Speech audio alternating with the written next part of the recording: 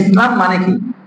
ইসলাম মানে হলো আমার জীবন যৌবন, আমার চিন্তা আদর্শ, আমার ধন সম্পদ সকল কিছু আল্লাহর হুকুমের সামনে সমর্পণ করে দেওয়া। কি করে দেওয়া? আমি চিন্তা করব তো এটা আমার ইসলামের কনসেপ্ট হতে হবে, ইসলামের সমর্থন থাকতে হবে আমার চিন্তায়। আমি পড়ালেখা করব তো আমার ইসলামের সমর্থন থাকতে হবে। আমি টাকা ইনকাম করব তো আমার ইসলামের সমর্থন থাকতে হবে। আমি টাকা ব্যয় করব তো আমার ইসলামের সমর্থন থাকতে হবে। আমি সংসার জীবন পরিচালনা করব, আমার ইসলামের সমর্থন থাকতে হবে। ইসলাম মানে হলো আমার কমপ্লিট ফুল অফ লাইফ, আমার জীবনটা পুরোটাকে ইসলামের সামনে দিয়ে দেওয়া।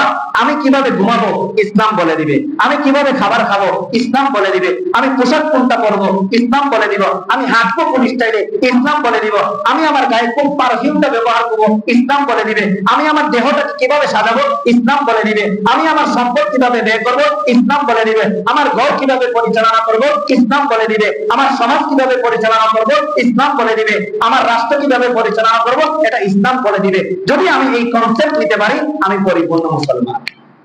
এটা আমি কি হইলাম? পরিপূর্ণ মুসলমান। ইবাদতের সময় ইসলাম মানলাম, ব্যবসার সময় ইসলাম মানলাম না, তাহলে আমার ইবাদতে আমি মুসলিম হইলাম কিন্তু লেনদেনে আমি মুসলিম হইতে পারলাম না। আমি লেনদেন ঠিকই রাখলাম, ইবাদত ঠিকই করলাম, মানুষের সাথে আচার ব্যবহারে আমি সুন্দর ব্যবহার করতে পারলাম না, ইসলামের কনসেপ্ট নিতে পারলাম না, তাহলে আমি ইবাদতে মুসলমান হইলাম, লেনদেনে মুসলমান হইলাম, আচার ব্যবহারে এখনো পরিপূর্ণ মুসলমান হইলাম।